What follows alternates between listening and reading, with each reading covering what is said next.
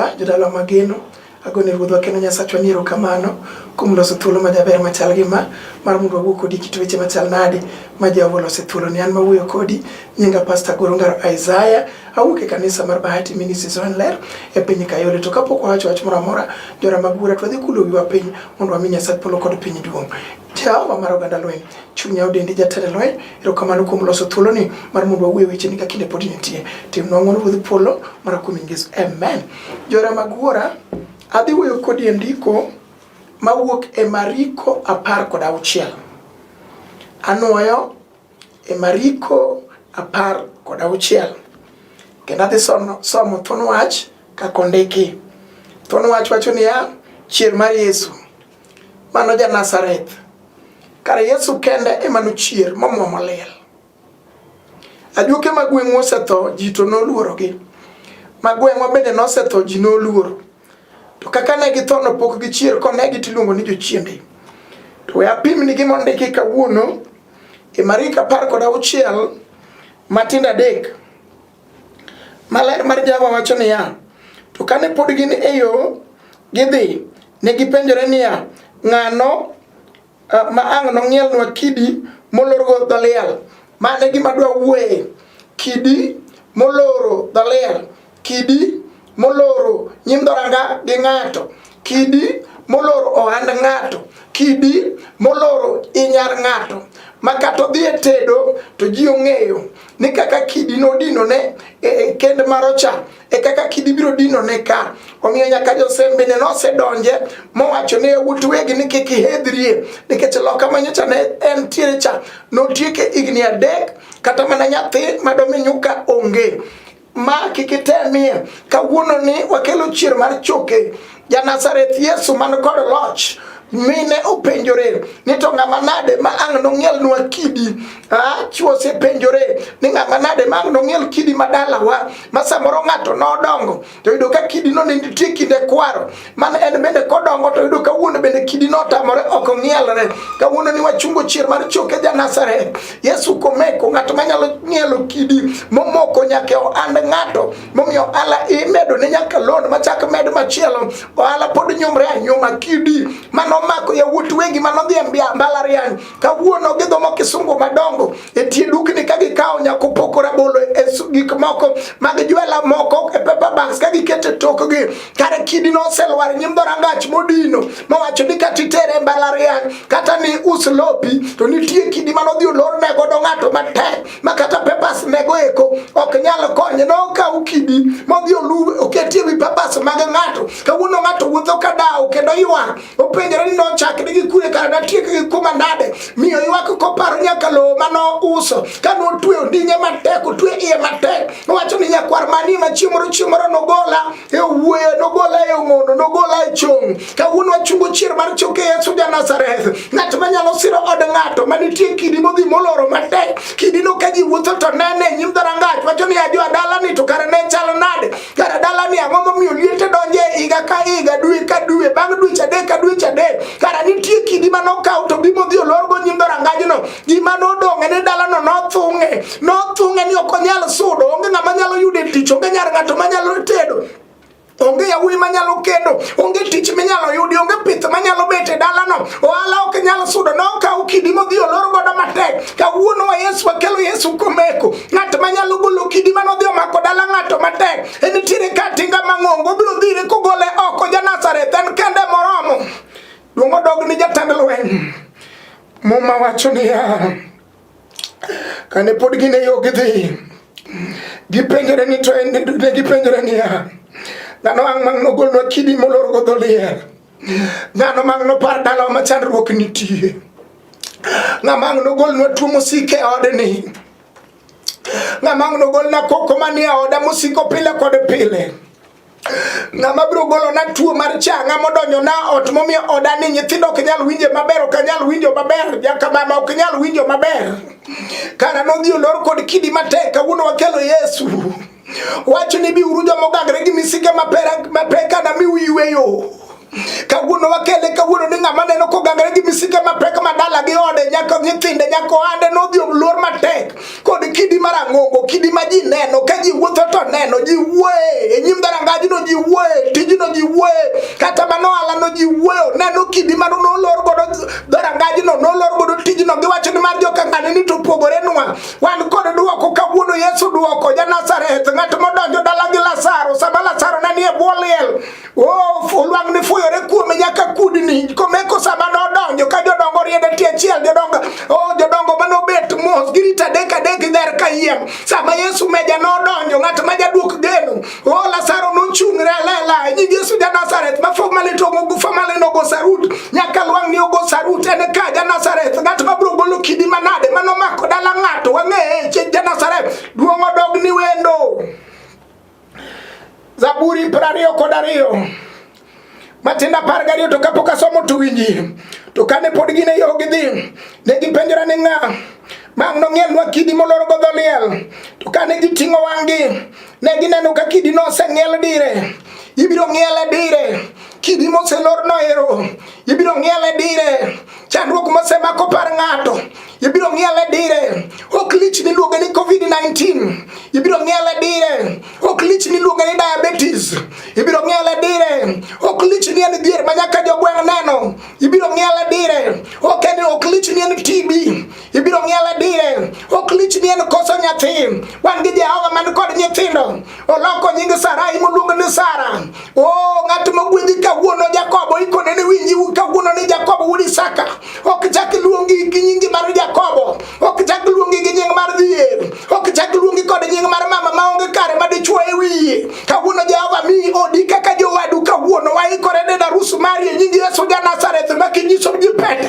tinyiso ji pete ni Jehova timo na, onyalo loko nying ng'ata ucha nono, noloko nying Jakobo, okoni ni wuod Isaka kochakre kawuono ne, kata jogweng'u nong'e gi nying mar dhier kawuono Jakobo, nyingi loki luongi ni Israel, ng'at mogwedhi, kata nyuola ne ok ogwedhi, jomutiyo godo ok ogwedhi, joplot ne ok ogwedhi, iluongi Israel, ng'at mogwedhi e nying Yesu ja Nazareth, chung' malo kigo koko matek kiwacho niya, gik mane omaye Jehova duokona, mano Isaya 45, kowacho ne Kuros Ruth moyiero niya, asemako badi makora chwich mane lawa sigu mane mbele, abiro piyo gode mogagore manie mbele ni, maywani mwandu mopandi e mudho. Duong' odog ni wendo, nyaka mwandu manopandi e mudho, manowach ni dala wuok dibed godo, nyaka nyithindo manopandi e mudho, manowach ni magi tok ni ting'e tiendi, kawuono wabro luongi min ng'ato, kawuono wabro luongi wuon ng'ato, kawuono wabro wacho ni madala joka ng'ane, mae od nyar ng'ane mane wacho ni ok nobed kata gi ot cha, pok odeko mondo Nyasaye osir ng'ato, bende Nyasaye ok mondi be ok odeki, obro timo ne ng'ato sama nosimo ne Joseph, ogole e jela, kama ne iparo ni Joseph en ng'at ma jela, owuok gi kunguru korwake dende, kowuok oko to nyaka skeche mane chwade gi segege, nogo saruto piyo, joma nowacho ni ok nyal reng ngimani, biro po ka in ema Jehova oting'i malo, owete Joseph manoguse, ka noduogo to ok giyudo Joseph manogusi, manoter Misri kotwe lwetene kod nyororo, ne giyudo prime minister, joko manowacho ni ok nyalre kuomi, manoketo nyaka kite madongo, ibiro neni kidonje dala kendo ka Jehova otimo ni ng'wono malich, mano Nyasaye mwadendo, en ka jakondo mula jaloko nying, oloko nying Joseph, okone ni ukija jela, iluongi ni prime minister, okone ni Jakobo ni wiji Jakobo, kawuono ok luongi Jakobo, kadhira manodhi e dala, ner mare Laban, kawuono iluongi ni Jakobo, ng'at mogwedhi, Jehova wacho ng'at mogwedhi, bing'eyo kaka ng'at mogwedhi chalo, kaka Jehova loso ode, kaka Jehova loso nyithinde, mane gik ma Jehova opango ni kawuono ni, Jeremia 23:29 wacho niya, wachne chalo mach, chalo nyundo, obro baro lwanda matindo tindo, manochung' e nyim dhorangau, obro baro gi kawuono e nying Yesu ja Nazareth, duong' odog ni Yesu wendo. Iber jakondo mula, ber ja Nazareth. Zaburi 22 Matinda 12 iber manade Adonai, abro de ni chir mar choke. Zaburi 22 Matinda 12 aseneni anya sachua pare dala mokwamo ni. Zaburi 22 Matinda 12 wasigu mang'eny oluora ka ruedhi, gik momiyo nyaka dala nitiere lwendni momoko, gini wasigu ma ok nindi, ma otieno sami wuotho, sami nindo to gin ok ginindi, gibede buche gi moko mag put, mag manyo kaka nyithijo ka ng'ani mondo kargi okethre mondo rundre, chi joka ng'ani mondo mi wuoge dala cha mondo dhi mondo luong wuod ng'atni ni misumba mondo nyar ng'atni mondo luong ni nyako ma onge chuore baba ya kawuono wasigu kata luori kar ruedhi pile kod pile mama wacho ni ya wasigu mang'eny oluora kar ruedhi giduto gigoyo na ageng'a mana kar ruedhi makweny mag Bashan ging'amo na dhogi ka sibuoche maruto kadwaro kidha kawuono ne wawacho ni ya kata giluori kaka sibuoche madwaro kidhi wan kod Jehova Elgibo wan kod Nyasaye mapok olong. Isaya 43 Matinda 13 wacho ni ya e nyinge Yesu ja Nazareth wasomo an Nyasaye ma ok lokre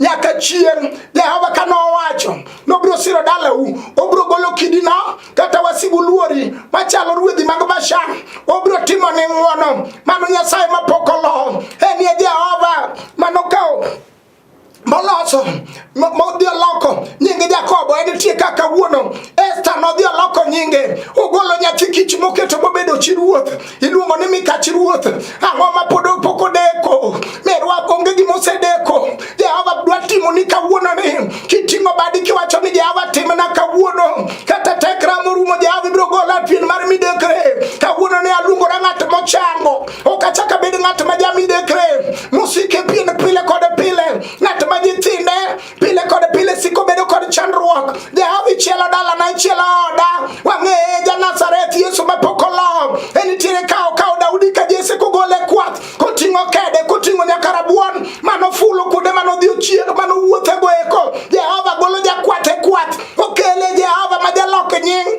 okele ikawo mo iole wiye wetene ne ok ong'eyo ni Daudi ni ma kiny no bed ruoth ineno nitie joma ok ong'eyo ni odika ni kiny no yudie kom mal nyuola biro bede nitie joma ok ong'eyo ni ohandi no biro chung nitie joma ok ong'eyo ni chieng' moro nitie nyathi tindi wach ni ya kawuono ni kaka ni loko nying Daudi kigole kwath Jehova timna kawuono pok odeko mondo Rabi Adonai Ebeneza en gibo Jehova nisi yawe mondo timne ng'ato lela ka piny neno duong' odog ni nyakwa Jesse mumba kona niya Isaya 43 Matinda 13 ane Nyasaye ma ok lokre nyaka chieng' osiepe osefacho ne ji gik madongo moko gisetimo godo neno nyaka liete mage giwacho kaka gibiro konyo nyithinde kiye moko nosenyisi kaka chieng' moro ginimi pesa mane tim godo ohala moko nosekone kaka biro mi pesa michulo godo ot sama nolor ni dot kaka nione gi simu ne ok oyudgi nowach ni mteja apatikani Jehova watu wabiro gone simu kawuono kwating'o bedewa wawacho ni Jehova par merwa parie oda mumba wacho ni ane Nyasaye ma ok lokre nyaka chieng' gima mako Jehova komako odi gima mako Jehova komako tiji gima mako Jehova komako ich maremono gima mako Jehova komako nding maremono gima mako ka Jehova mako wich maberono gima mako Jehova komako tich makethoreno gima mako Jehova koketho jakohala mayumba moko mokino muma wacho ni ane Nyasaye ma ok lokre nyaka chieng' ane Nyasaye ma ok lokre nyaka chieng' gima mako onge ng'ama nyalo kao bede gima timo onge ng'ama nyalo ketho Jehova wacho ni onge ng'ama nyalo ketho kata giwuotho gotieno ka giluoro dala ka gin duge gimoloso onge ng'ama nyalo ketho kano wacho ni dala usudo gimoloso onge ng'ama nyalo ketho enie komeko chier mar choke ondike Mathayo 15:13 ni gimoro amora ma wuora madie polo ne oko pidhi biro pudh oko kata ne gikuny gige dala fut 100 wan kod komeko simba gimoro amora ma wuora madie polo ne oko pidhi biro pudhi Jeremia 1:9 wacho ni ami teko mar muko gi pudho gi go piny kawuono ni mane Jehova Shalom watimo kawuono makele ka wacho ni ng'amo yie kawuono ni obed tuo biro pudhe sani obed dhier biro gole kawuono obed ndulu me biro pudhe sani e nyinge Yesu ng'ato chango wacho ni nyinge Yesu ja Nazareth awinjo we maklo Yesu mapokolo e kondo mula toromo dungo dog ni wendo dungo dog ni ja Nazareth ber manade Adonai ber manade Elgibo Nyasachwa podi romo jakondo mula podi romo wang'e Yesu ono ber manade sulwe Zaburi 23 Ruoth Nyasaye ma jakwath wan kod ng'at ma biro kwayowa kendo ka wawuotho to biro telonwa kendo ka wan wadhi e lege to biro telonwa Jehova biro rito od ng'ato muma wacho ni Ruoth Nyasaye jakwadha kata ka wuotho ruoth biro kwaya, kata ka bedo piny sacha biro reto nyithinda, obiro siro oda obiro rito. Acha ni Jehova ibiro kwayo nyako ala nani, ibiro mako ala nani michiel Nyako mar polo, kwa mano kanyal chando gimoro, okini chande kata school fees, nyaka rent, jo odi Jehova biro chulo, nyaka tuo biro rumo, okini chande gimoro, nyaka ywak gi ywagruok gi mudo lak biro wuok e dala. Nying Yesu ja Nazareth wan kod komeko chier mar choke, ja Nazareth nyaka yamo marach manyalo dhi ka kudo kochimo odi, wan kod Yesu Lwanda ng'at manorie bade ma yamo noling, nyaka yamo nogo sarute Yesu meja, samo muga nochung malo, yamo nogo kuling thi, sama ne jo te dogo koko matek mawacho ni simba watho, kawuono ng'atang nogo koko mawacho ni japunya neno kidi kochung na nyim dharangai, omuga kawuono lor, ini jakwadha simba mulor kawuono lor matek, ini jakwadha kawuono simba bro kwayo odno, Manuel bro kwayo dala no, bro kwayo nyaka nyathi mokwamo no, nyaka mama moleo no, nyaka jaduong' moleo no, kijana mokwamo no, wan kod jakwath. Kuom mano kanyal chando gimoro. Ene momiya ninde lumo mang'ich, Jehova ema biro siri.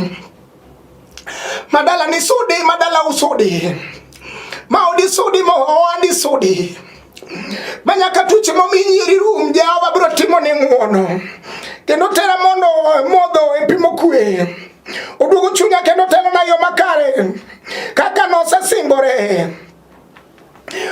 Ruoth Nyasacha, kato bedo ni akadhe mar tipo mar tho, masaboro jomoko oseng'ado ni bura, mano wacho ni gima maki no mano to wawene Nyasache. Nitie Jehova ma jaduok geno, opar Hezekia konyisi ni ndalo ne orumo, Hezekia olokore ka ng'iyo korot, Jehova nowinjo duoko momedo ndalo, pok odeko mondo Jehova omed ndalo ne ng'ama nade mokwamo, ne ng'ama nade moleo, ne ng'ama nade mapiny nyiero, ne ng'ama nade mapiny siyo, pok odeko mondo Jehova tim ne ng'ato ng'uono. Sama Daniel ne nie bur sibuoche, oganda nong'eyo ni kinyne ka gin dhi ng'iyo sa Daniel to gidhi yudo choke lilo. Sama ne ruoth Darius nomondo gokinyi noyudo Daniel mapod ngima, joma noparo ni mari orumo biro yudo ka ohala ochung', nyithindo nitie dak ngima. Nying Yesu ja Nazareth wach ni higa ni atim arus, wan kod Jehova ondiki Zaburi 81 matindo 6, na biro golo dheru mar ting' mapek e goki. Kawuono Jehova biro golo dheru mar ting' mapek e goki e nying Yesu ja Nazareth, odheru mar lweny, mar koko, mar kum, mar masiche, e nying Yesu biro pudhe oko sani, gimoro amora ma wuora manie polo ne oko pidhi biro pudho oko. Zaburi 40 matindo 2 wacho niya, noywaya kogole chuodho motimo todo, mano en gi pok odeko mondo timne ng'uono. Jeremia 33:29 wachna chalo mach kendo chalo nyundo biro baro Lwanda matindo tindo. Mumba wacho niya, Jeremia 40:4, kawuono ne agolo nyororo oke lweti, kata obed nyororo matwe wach ni erokamano Jehova, kawuono go oriti ne tuo, kawuono go oriti ok chak duogo alur kendo. E nying Yesu ja Nazareth ating'o nyathina tienda, kane iloko nying Sarai miluoko ni Sara, kane iloko nying Ana ja Paradiso, loko nyinga kawuono, wang'eyo Jehova mar polo gi piny, kane oloko nying Esta nyathi kich modonjo od ruoth mobedo chi ruoth moluongo ni Mikach ruoth, pok odeko mondo Jehova olok nyingi merwa, pok odeko wadwa mondo Jehova olok nyingi, wan kod kae, Jehova mar polo kod piny, ong'eyo ngimani, ong'eyi nyaka sama ne ichweyi mama nong'eyi, ong'eyo ndalo midwa tieke piny ka, onge ng'ama koni ni wabiro tieki, wan kod Jehova ma kowacho ni otieki to wacho na medi ndalo. Duong' odogni ja Nazareth, duong' odogni wendo. Chakruok 28 matindo 15, Mungu Nyasachwa wacho niya, asomo gima ondiki e Muma maler mar Jehova. Iber manade ja Paradiso, Muma wacho ni anabed kodi, kata ji odagi ni ok nobed buti, kech dala une onge gik moko mabeyo minyalo ne kata minyalo kwan. Jehova to yie no yie biro bedo buti, wacha ni Manuel sud buta, japuonj bedo buta. Sama Jehova bedo buti tuoche onge, sama Jehova bedo buti dhier onge, sama Jehova bedo buti masiche kod chandruok orumo, onge ng'ama kwalo api gotieno sama nindo. Jehova chili, Jehova umi, Jehova riti, oyie na biro bedo buti. Wachacha ni japuonj kawuono sudi bed buta ratego, anabed kodi kendo anariti kamoro amora midhiye. nyaka duoki e pinyni. Ok na weyi, Jehova wacho ni ok no weyi. Kata osiepo ringo migo simbe to ok gimaki, Jehova to ok no weyi. Kata tuke digi dana mar midekre chunga giwacho ni Jehova wacho ni ok ne weya, ruodh kawuono chunga. Kata ionge gik moko malich wan kod Jehova manyalo kelo gik malich goloko nying Jakobo wacho ni erokamano Jehova ok ne weya. Nyaka duoke piny ok na weyi. Kapok atimo ni gima asechano ni. Ochano ni gik mabeyo. Mano Jeremia 49 matin 11. Owacho ni ok no weyi nyaka otim ni gik mane osechano ni. Wacha ni Jehova ni chano na gwedhi timna. Jehova ni chano ni biro ting'a malo manuel ting'a malo. Jehova dala wa ok moki chong kawuono. Wawuok imuodo ndalo kod uguda gweno de wae sani. Jehova ber manade ruodhwa. Pari dala moleo ni jakondo mula. Pari mama mayuak ni ruodh polo. Sire gi ng'wono ni malich e Adonai. Jehova pari nyathi sikul madao ni e ruodhwa. Pari mama manyuolo nyithindo to kome to kot kaka oganda ni ruodhwa. Joma dhogi law dosilunge kaka jakisoni. Igolo Paulo kod Sila e jela japuonj timono kawuono. Igolo Petro ka Jona e jela ya nyaromo mar polo gi piny. Oganda no obaro ni mano ne ok ni Petro kawuono tim ne ng'ato ono ma ji wachna dira ka Jehova ngima. Igolo Daniel Bursi buche ruodhwa, gol mama ni e jela. Gol jaduong' ni e jela. Gol nyathi sikul ni e jela. Na umechela paragade kwa chana bro chodo nyaroro mutwe ugodo. Isa prario kodario matino prario bicho chana bro pudo muso male moguru matek. Jokolo sai ario matina paraga ngwen wachino no rucho gi manonde ki mano twe ugodo. Kata nonde kama chala nade ka wono japuonyi ruchi. Mondo dala ni odongi thuolo japuonyi ruchi. Funya bicho wacho ni wayuak ni tisi bur mar dhod Juda e moselocho en gi ratiro mar yawo kitabu no elela. Mar yawo nyaka gik manolo ne dala uelela. Mano kete kidabiriyo go en gi ratiro mar yawo gi kawuono. Nyaka gima nade manolore e nyar ng'ato en kod ratiro mar yawo kitabu no kawuono. Nyaka gima nade manodhi oloro go sombo ng'ato en gi ratiro mar yawo kitabu no kawuono. Nyaka manodhi oloro go jakohala no en gi ratiro mar yawo kitabu no kawuono. Nyaka manodhi oketo go tuo kuom ng'ato kawuono japuonj ni gi ratiro mar yawo kitabu no kawuono. Moruch gi bora manondiki e iye kawuono simba bro rucho. Gima nade manondiki momiyo dala gi ng'ato. Iwacho ni dala ni kata mana dhiang' ok nyal donjo en gi ratiro mar rucho. Gima nade manondiki. Mano tweyo dala no kod ratiro. Duong' odog ni ratego. Iber Nazareth. Wabro dendi chier mar choke. Wabro luongi Adonai. Wabro luongi Ebenezer. Pari jogi mokwami anete ruodhwa. Wang'e Nazareth. Biro locho ne jogi rategi biro locho ne jogi. Biro siro jogi japuonj biro siro jogi. Isaya 65 matindo 23 wacho niya.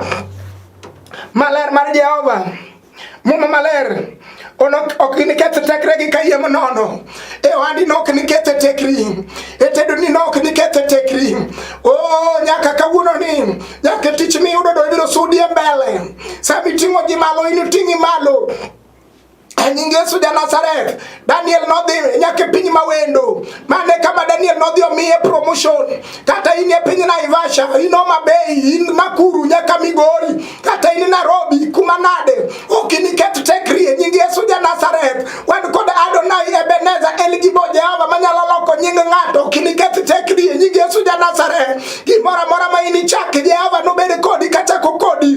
Mano Nyasaye mapokolo ruodh ngima ruodh lela jakedo mar jokedo. Obro kedo ni kaka no kedo ne Daudi e nyima Goliath. Goliath ng'at mane ni kod lony mang'eny nyima lweny. Oh, sama noromo kod Daudi to ka Daudi no kod ni anabiro iri kating'o Nyasach Israel mano ruodh oganda lweny oting'o kiti abich kende. Fanyruok maro maler kona niya. Noting'o faith, determination, hope bendo kete iye kanyo. Owacho ni Jehova mar polo kod piny ibiro kedo nato kuongo ting'o Nyasaye wuoro. Nyasaye Roho Maler bende ni iye kanyo. Kawuono wacho ni Nyasaye wuowi bende nitie. Ang'o matek manotem go Lwanda matame loyo. Kaw Nyasachi Daudi manolowaro Goliath wacho ni Jehova in Nyasacha. Goliath mar tuo iluwar. Goliath mar dhier iluwar. Goliath mar masiche iluwar.